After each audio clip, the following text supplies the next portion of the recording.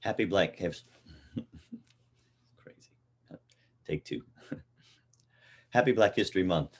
My name is Reverend Dean Nelson, and some of you know me as the chairman of the Frederick Douglass Foundation and the Douglass Leadership Institute. And I'm always excited this time of the year to be able to talk about one of the greatest American heroes, most formidable statesmen, the abolitionist that we all know and love, Frederick Douglass. We have some fantastic things going on this week for us. It's not just Black History Month, but it's also Frederick Douglass Week. And so throughout this week, you'll be hearing from us, whether it be social media, email, or if you visit us on our website, of a number of activities that we have going on. And we're really, really excited about them. So later on this week, you'll have the opportunity to hear that we're going to push out a new website that we've developed, whoisfrederickdouglass.org. So be on the lookout, whoisfrederickdouglass.org, where you can learn a whole lot more about the life and legacy of the great abolitionist, Frederick Douglass. Additionally, we'll have programming this week with our friend Bob Woodson from the Woodson Center, where they will be doing their first one-year anniversary on 1776 Unites, which highlights some tremendous stories from a very diverse group of Black Americans regarding the history and the struggle and successes of Black Americans throughout American history. And so that will happen, I believe, on Thursday evening, again, with Bob Woodson and 1776 Unite. And then later, I believe on Saturday, we'll be hosting a Black Business Forum that you do not want to miss, from some fantastic entrepreneurs and Black leaders who have worked in the business arena, from small business to working with agencies like the Small Business Administration. You'll want to hear from them. And so we have a great deal of superb programming all ready for you this week. But today, my focus really is to help people who may be unfamiliar with the why. Why Frederick Douglass? Some of you have maybe heard me speak, or some of our other Frederick Douglass Foundation leaders speak around the country. Maybe you are on our social media with the Douglass Leadership Institute. But today I wanted to be able to invite you in to learn a little bit more about why the organizations that I lead bear the name of the great abolitionist, Frederick Douglass. And there's some unique things to us. And so just for the next few minutes, I want to let you know a little bit more about why Frederick Douglass has been so important to us at the Douglass Leadership Institute and the Frederick Douglass Foundation. And so here we go. Number one, it's personal.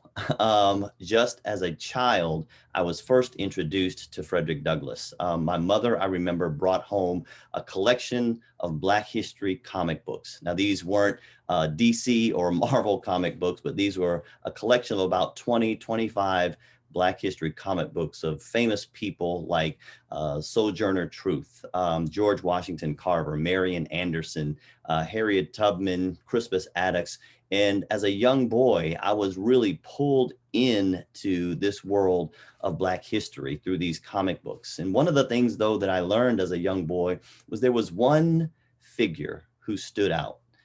He had two comic books that were dedicated in this collection to him, and that was Frederick Douglass. So at a very early age, I was introduced to the great abolitionist, Frederick Douglass.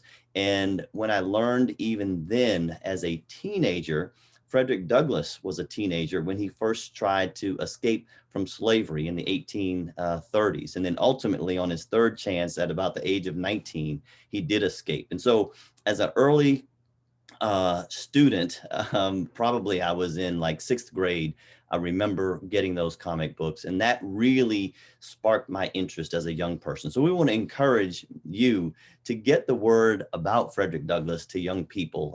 It can spark, I hope, a new abolitionist type of movement. And so that's number one. Number two, Frederick Douglass is such an iconic hero that everybody loves. I've remarked about this a number of times to friends. Some of you will be familiar on July 4th. Almost every year now, we hear Black activists that are talking about that famous speech that he gave, I believe, in Rochester, New York, which we refer to as "What to the Slave is the 4th of July."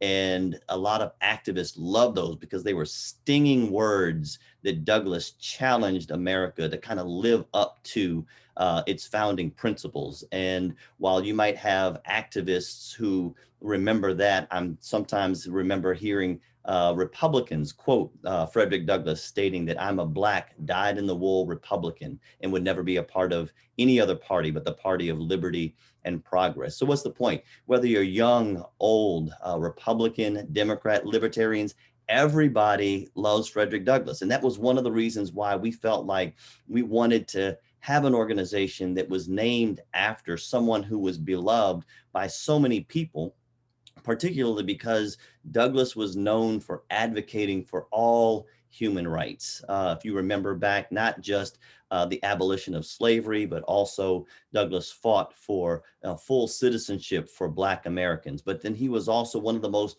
vocal, and certainly in the early days of the women's suffrage movement, one of the first men that really got involved and provided leadership to the women's suffrage movement. And so Frederick Douglass has been an iconic person that is loved by so many people. In fact, I remember during the bicentennial in 2018, now President Joe Biden referred to Frederick Douglass as his favorite Republican. And so I think that Douglass provides that type of iconic inspiration and unity that our nation desperately needs today. And so that was probably one of the second reasons why we really selected Frederick Douglass as the namesake for our organization.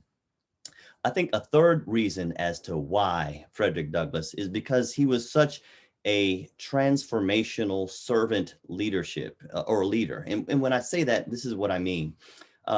Douglass was a transformational leader, and he had a cause that was bigger than himself.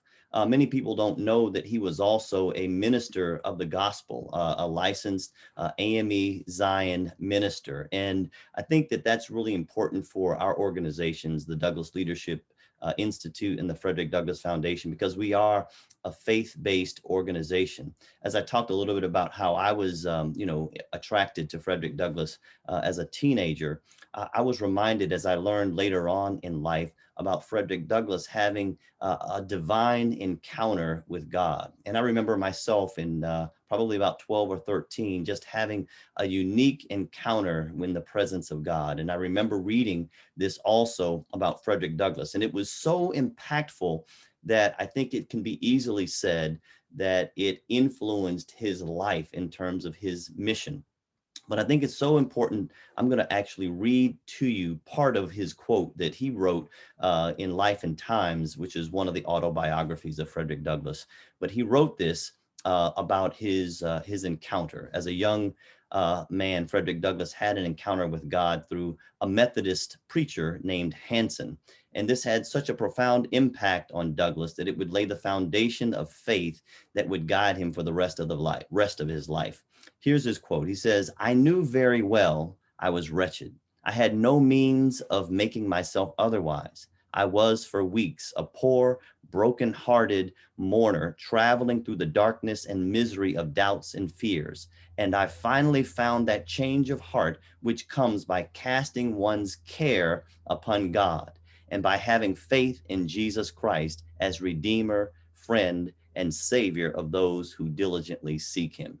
Man, what an encounter. And this happened to Douglass when he was a young man. He would ultimately, because he could read and write at a young age, would become a teacher of older people about the Bible. And I believe that that encounter with God would never leave him. Douglass would later become a scholar, an abolitionist who had friends from a lot of diverse viewpoints, and even people that were agnostic and atheists that were in his inner circle. But Douglass was always remained a passionate person, seeker of the truth, but also a dedicated Christian and minister of the gospel, oftentimes using the biblical imagery in many of his messages, which I'm proud to say that in the book from David Blight, I believe, Prophet of Freedom. Blight describes Douglass as this prophet and uses a lot of that biblical imagery. So even scholars do recognize how such a profound impact that Douglass's encounter with God and Christianity had on him. kind of in the same vein brings us to like the other reason, number 4, about why Frederick Douglass for us. And that is the values. Douglass preached and taught and wrote often about this idea of righteousness and justice. If you're a minister or if you're a Christian or a person of faith, you'll recognize that often the words righteousness and justice find themselves in scripture together.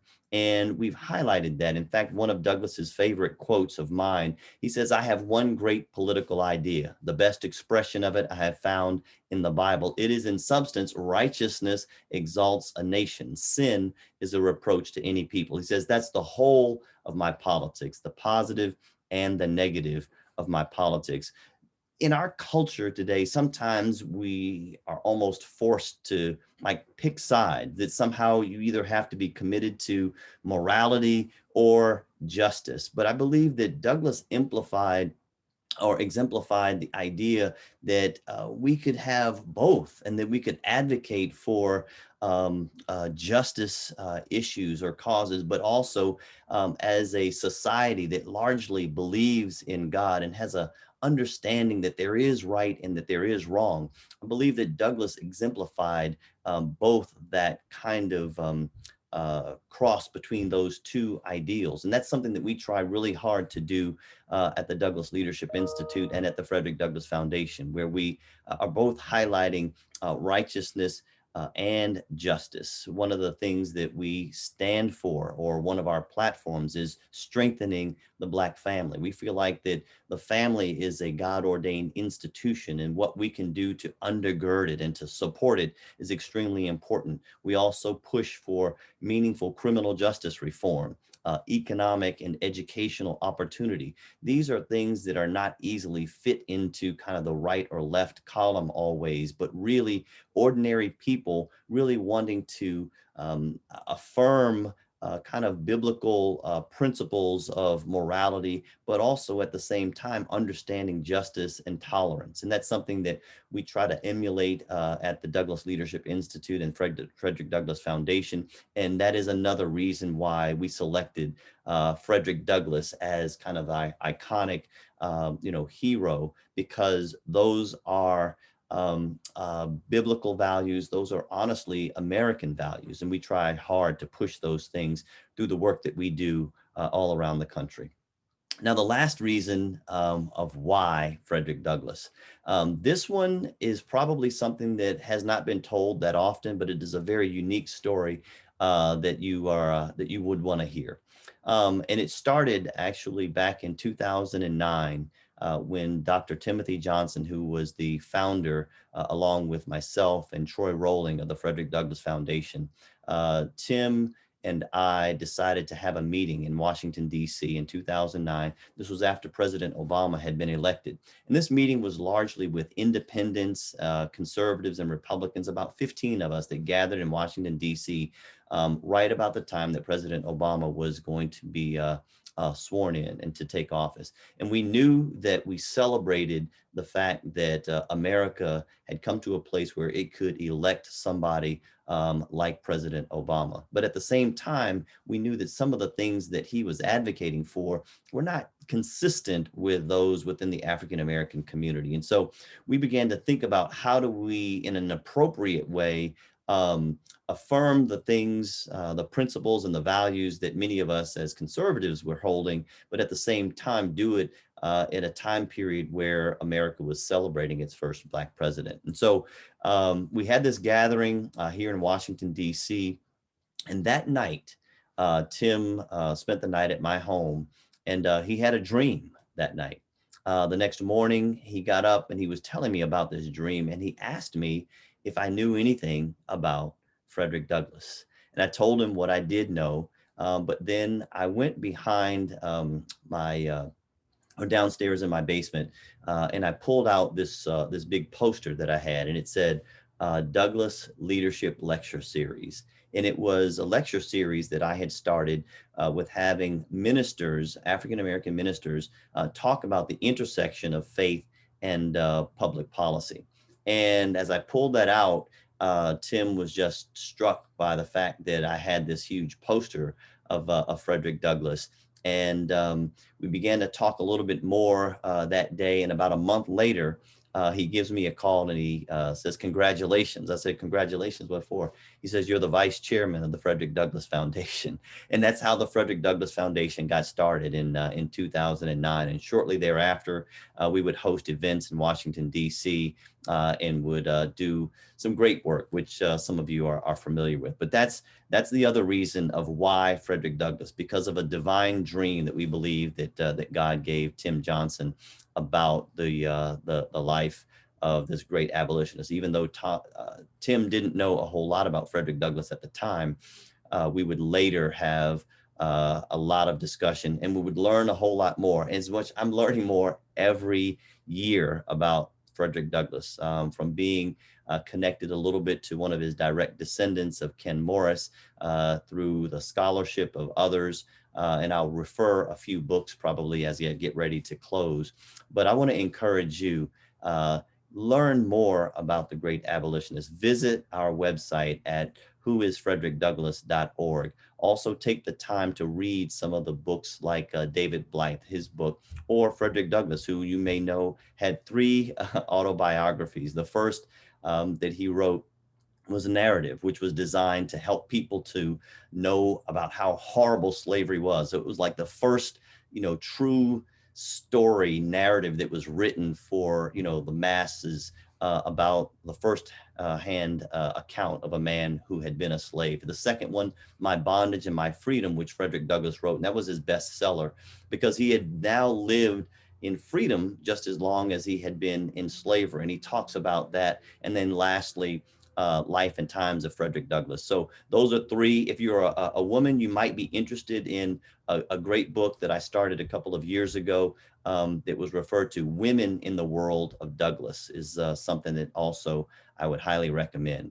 But listen, just to capsulize what we shared today, number one, why Douglass? One, because it was a personal encounter with me that I had when my mother gave me those comic books early on when I was a young boy that gave me a thirst for knowledge and a desire to know more about the great abolitionist. Then, because Frederick Douglass is loved by all of those folks, that's another reason why we appreciate him so much. He's an American icon that is a bridge builder. It brings so many different people together because of who he was and what he represents. Then for us, because he was a minister, servant leader who had a divine encounter with Christ. And he talks personally about that. That's the third. Number four, the values that he stood for: righteousness and justice. Douglass couldn't easily be put in the box of right or left. And that's another reason why we treasure him and what he has done. And then lastly, the great divine dream that Dr. Timothy Johnson had at my house back in 2009. So listen, thank you so much for sharing your time with me. I hope that you've learned a little bit more about why Frederick Douglass, and I pray that you will continue to learn more about Frederick Douglass and about the organizations that we're a part of, the Frederick Douglass Foundation, which is a little bit more of a political entity, if you're into that, or the Douglass Leadership Institute, which is simply a nonpartisan 501c3 that seeks to help engage and train leaders to apply the principles that Frederick Douglass lived by to our current life and our current culture. Thank you so very much. Please don't forget to join us a little bit later on this week for some of the other fantastic programs that we have going on. It's been a pleasure to be with you. God bless you.